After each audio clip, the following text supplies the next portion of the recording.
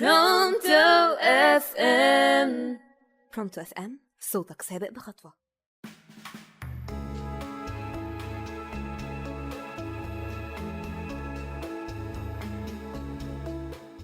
يا مساء الفل، واهلا بيكم في حلقة جديدة من خلال تجربتي. انا سلمى طايل على راديو برونتو اف ام، والنهارده حلقتنا عن معنى واهمية المرونة. يلا بينا.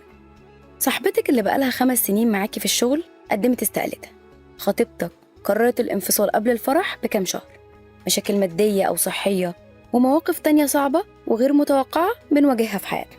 وعشان نقدر نتجاوز الصعوبات دي محتاجين يكون عندنا حاجة مهمة جدا، ده اللي هنتكلم عليه، المرونة. إيه هي المرونة؟ المرونة ببساطة يا صديقي هي القدرة على التكيف مع التحديات والظروف اللي ممكن تخرج عن إرادتك. يعني إنك تقدر تواجه المواقف الصعبة من غير ما تتهد وتنهار. مش بس كده، لأ، ده أنت هتقدر تلاقي حلول حتى لو الدنيا مش ماشية زي ما كنت فاكر. فالمرونة مش بس إنك تتحمل التغيير، لكن كمان إنك تتأقلم معاه وتعرف تستفيد منه ويخليك أقوى. وده لأنك هتتعلم من كل تجربة وهتكتسب سكيلز جديدة تطور بيها نفسك وحياتك للأحسن. طيب، ليه المرونة مش رفاهية؟ لما الظروف بتتغير فجأة زي إنك تخسر شغل أو تتعب صحياً، المرونة بتكون زي الدرع اللي بيحميك وبيخليك تتأقلم مع الوضع الجديد بأقل خسائر ممكنة.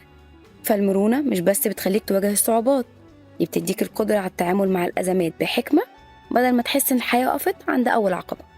وكمان لها دور كبير في تحسين العلاقات، لأن المرونة بتساعدك تتقبل الاختلافات مع اللي حواليك بدل ما تتحول أي مشكلة لخلاف طويل. المرونة بتخليك تتعامل مع المواقف بهدوء، تحلها بذكاء وتحافظ على علاقاتك. نيجي لسؤال، إزاي تطور مرونتك؟ أول حاجة، ركز على الحل بدل المشكلة. لما تواجه أي تحدي أو مشكلة، بدل ما تركز على حجمها وتتجمد، حاول تشوف إزاي تقدر تلاقي لها حل. فكر في إيه في إيدك دلوقتي ممكن يساعدك تتجاوز المشكلة دي. مرة على مرة هتلاقي نفسك أكتر قدرة على التكيف مع أي تغيير. تاني حاجة، خليك حريص إنك تتعلم من تجاربك السابقة. في كل مرة بتواجه تحدي خليها فرصة إنك تتعلم منها حاجة عن نفسك أو عن اللي حواليك أو عن الدنيا. وما تخليش المحنة تعدي وما ينبكش منها إلا الوجع والقلق. خلي كل تجربة صعبة تضيف لك درس جديد يساعدك في الحياة دي. وحاول تفتكر كل مرة عديت فيها بمحنة وتعلمت حاجة جديدة وفادتك بعد كده، وهتكتشف ساعتها إنك أقوى بكتير مما كنت متخيل. تالت حاجة واللي ناس كتير مش مستوعبة أهميتها، طلب الدعم. مش لازم تواجه التحديات دي كلها لوحدك، ابحث عن الدعم من الناس اللي بتحبهم، من العيلة، من الصحاب. وجود حد يقف جنبك في المواقف الصعبة بيخليك تحس إنك مش لوحدك وإن الحمل أقل، وده بيديك قوة وطاقة إيجابية أكتر ما أنت متخيل. وفي الختام، المرونة مش بس إنك تكون مستعد للتغيير، لكن إنك تتعامل معاه بمرونة، تلاقي الحلول وتتعلم من كل تجربة.